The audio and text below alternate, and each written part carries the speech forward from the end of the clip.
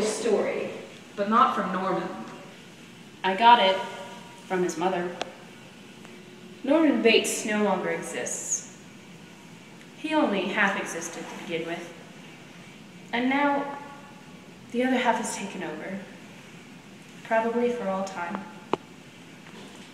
Did he kill my sister? Yes. And no. Well, now look. If you're trying to lay some psychiatric groundwork for some plea this fellow's trying to cop. A psychiatrist doesn't lay the groundwork. He merely tries to explain it. But my sister is... Yes. Yes, I'm sorry. The private investigator, too. If you drag the swamp somewhere in the vicinity of the motel, you'll... Do you have any unsolved missing persons cases on your books? Yes. 2. Young girls? Did he confess to, like I said, The mother. Now, to understand it the way I understood it, hearing it from the mother, that is, from the mother side of Norman's mind, you have to go back 10 years, to the time when Norman murdered his mother and her lover.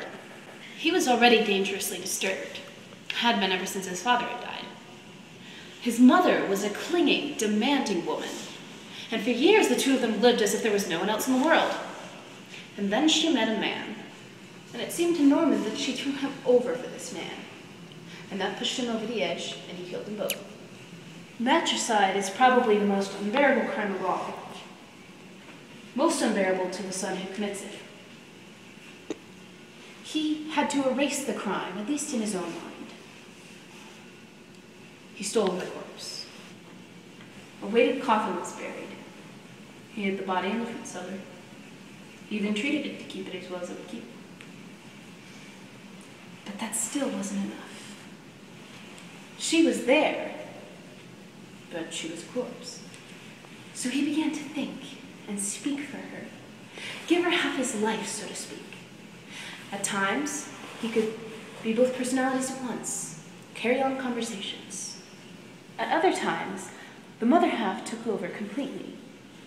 Now, he was never all Norman, but he was often only mother.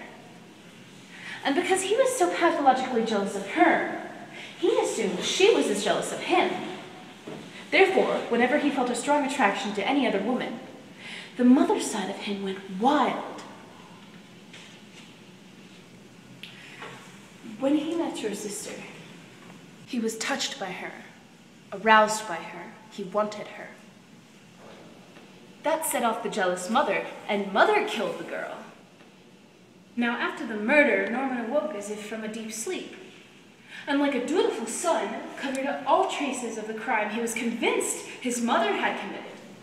why was he dressed like that? He's a transvestite. Not exactly. A man who dresses in women's clothing to achieve a sexual change or satisfaction is a transvestite. But in Norman's case, he was simply trying to keep alive the illusion of his mother being alive. And whenever reality came too close, whenever danger or desire threatened that illusion, he'd dress up, even to a cheap wig he'd bought. He'd walk about the house, sit in her chair, speak in her voice. He tried to be his mother.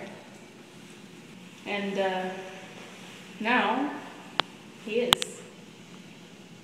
You see, when the mind houses two personalities, there's always conflict, a battle. And in Norman's case, the battle is over. And the dominant personality has won. And the $40,000? Who got that? The swamp. These were crimes of passion, not profit.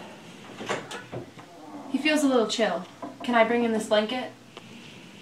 Well, sure. All right.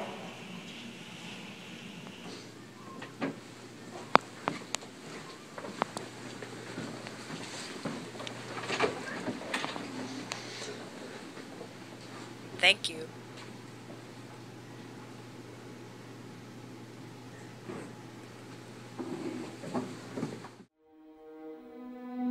It's sad when a mother has to speak the words that condemn her own son, but I couldn't allow them to believe that I would commit murder. They'll put him away now, as I should have years ago.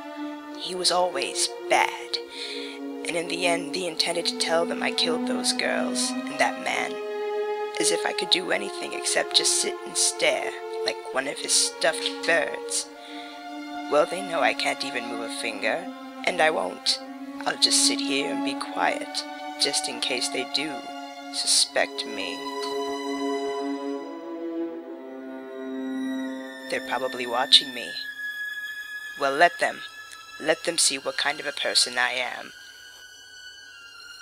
I'm not even gonna swat that fly. I hope they are watching. They'll see. They'll see, and they'll know. They'll say, "Why, she wouldn't even harm a fly."